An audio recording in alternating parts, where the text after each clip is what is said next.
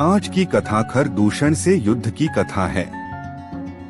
तो चलो कथा शुरू करते हैं, लेकिन उससे पहले कमेंट में जय श्री राम लिख दे और चैनल को सब्सक्राइब कर लें। शूर्पणखा का रक्त रंजित मुखमंडल देखकर वह क्रोध से कांपते हुए बोला, बहन, मूर्छा और घबराहट छोड़ मुझे बताओ कि किसने तुम्हें रूपहीन बनाया है। किसने आज इस निद्रानिमग्न नागराज को छेड़ने की मूर्खता की है? किसके सिर पर काल नाच रहा है? मुझे शीघ्र उसका नाम बताओ। उस अपराधी को मेरे क्रोध से देवता, गंधर्व, पिशाच और राक्षस कोई भी नहीं बचा सकता। खर के मुख से निकले इन वचनों सुनकर शूर्पणखा का कुछ धैर्य बंधा। उसने रोते रोते खर से कहा, राम और लक्ष्मण नामक दो राजकुमार जो अयोध्या के राजा दशरथ के पुत्र हैं, इस वन में आए हुए हैं। उनके साथ राम की भार्या सीता भी है। वे दोनों ही बड़े सुंदर, पराक्रमी और तपस्वी प्रतीत होते हैं। जब मैंने उनसे राम की पत्नी के विषय में पूछा तो वे चिढ़ गए और उनमें से एक ने मेरे नाक कान काट लिए। भैया, तुम शीघ्र उन्हें परलोक भेजकर उनसे मेरे अपमान का प्रतिशोध लो। मेरे हृदय को शांति तभी मिलेगी जब मैं उन तीनों का गरम गरम रुधिर पी लूंगी। तत्काल ही खर ने अपनी सेना के 14 यमराज के समान भयंकर योद्धा एवं पराक्रमी राक्षसों को आज्ञा दी कि शूर्पणखा के साथ जाकर उन तीनों का वध करो। मेरी बहन को वहीं उनके शरीर का गरम गरम रक्त पिलाकर इसके अपमान की ज्वाला को शांत करो। खर की आज्ञा पाते ही वे राक्षस भयंकर अस्त्र शस्त्रों से सुसज्जित होकर राम, लक्ष्मण तथा सीता का वध करने के लिए शूर्पणखा के साथ चल पड़े। शूर्पणखा के साथ इस राक्षस दल को देखकर राम लक्ष्मण से बोले, लक्ष्मण, तुम सीता के पास खड़े होकर उसकी रक्षा करो।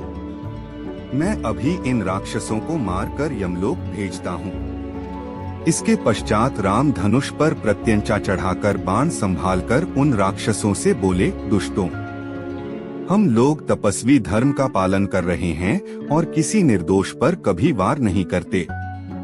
तुम सब पापात्मा तथा ऋषियों का अपराध करने वाले हो। उन ऋषि मुनियों की आज्ञा से ही मैं धनुष बाण लेकर तुम लोगों का वध करने आया हूँ। तुम्हें यदि युद्ध से संतोष प्राप्त होता हो तो यहाँ ही खड़े रहो, अन्यथा लौट जाओ। उन राक्षसों ने एक साथ राम पर अपने शस्त्रों से आक्रमण कर दिया। प्रत्युत्तर में राम ने एक साथ 14 बाण छोड़े, जिन्होंने उनकी छातियों में घुसकर उनके प्राणों का हरण कर लिया। वे भूमि पर गिरकर तड़पने लगे और मृत्यु को प्राप्त हुए। सभी राक्षसों के इस प्रकार मर जाने पर शूर्पणखा रोती बिलखती खर के पास जाकर बोली, उन सब राक्षसों को अकेले राम ने ही वध कर डाला। वे सब मिलकर भी उसका कुछ न कर सके। मुझे तो प्रतीत होता है कि तुम महास्मर में सबल होने के बाद भी राम के सामने युद्ध में नहीं ठहर सकोगे।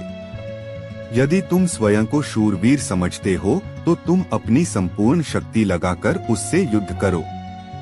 यदि तुमने शत्रुघाती राम का वध नहीं किया तो मैं तुम्हारे समक्ष ही आत्महत्या करके अपना प्राण त्याग दूंगी। शूर्पणखा के द्वारा इस प्रकार तिरस्कृत होने पर खर ने क्रोधित होकर कहा, शूर्पणखे, तू व्यर्थ ही भयभीत होकर आत्महत्या करने का प्रलाप कर रही है। मैं तत्काल जाकर उन दोनों भाइयों का वध कर डालूंगा। मेरे समक्ष उनका तेज वैसे ही है जैसे कि सूर्य के सामने जुगनू। तू अकारण चिंता करना त्याग दे। शूर्पणखा को सांत्वना देकर खर अपनी विशाल सेना, जिसमें 14 सहस्त्र विकट योद्धा थे, को साथ लेकर राम से संग्राम करने के लिए तीव्र गति से चला।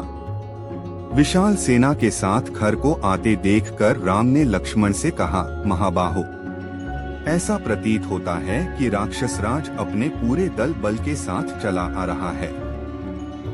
आज आर्य और अनार्य के मध्य संघर्ष होगा और निसंदेह आर्य की विजय होगी। तुम सीता की रक्षा के लिए उसे साथ लेकर शीघ्र ही किसी गुफा में चले जाओ ताकि मैं निश्चिंत होकर युद्ध कर सकूं। लक्ष्मण ने तत्काल अपने अग्रज की आज्ञा पालन किया। वे सीता को लेकर पर्वत की एक अंधेरी कंदरा में चले गए।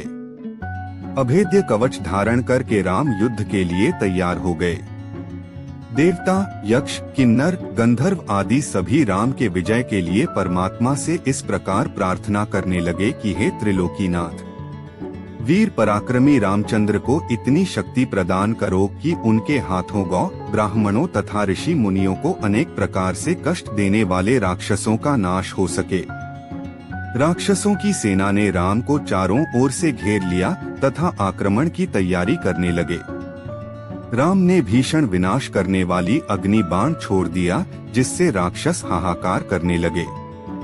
राम तत्परता के साथ राक्षसों के द्वारा छोड़े गए बाणों को अपने बाणों से आकाश में ही काटने लगे।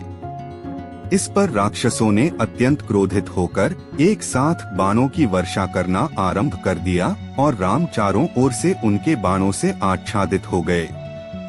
राम ने अपने धनुष को मंडलाकार करके अद्भुत हस्त लाघव का प्रदर्शन करते हुए बाणों को छोड़ना आरंभ कर दिया, जिससे राक्षसों के बाण कट कट कर भूमि पर गिरने लगे।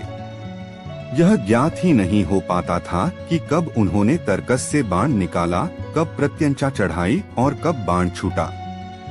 राम के बाणों के लगने से राक्षसगण निष्प्राण होकर भूमि में लेटने लगे।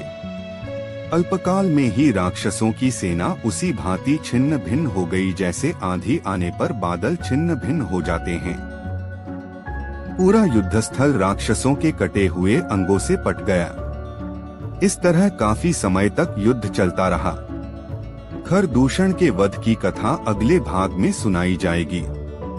अगर कहानी अच्छी लगी हो तो ऐसी और धार्मिक व रहस्यमयी कहानियाँ सुनने के लिए कमेंट करें और चैनल को सब्सक्राइब कर लें।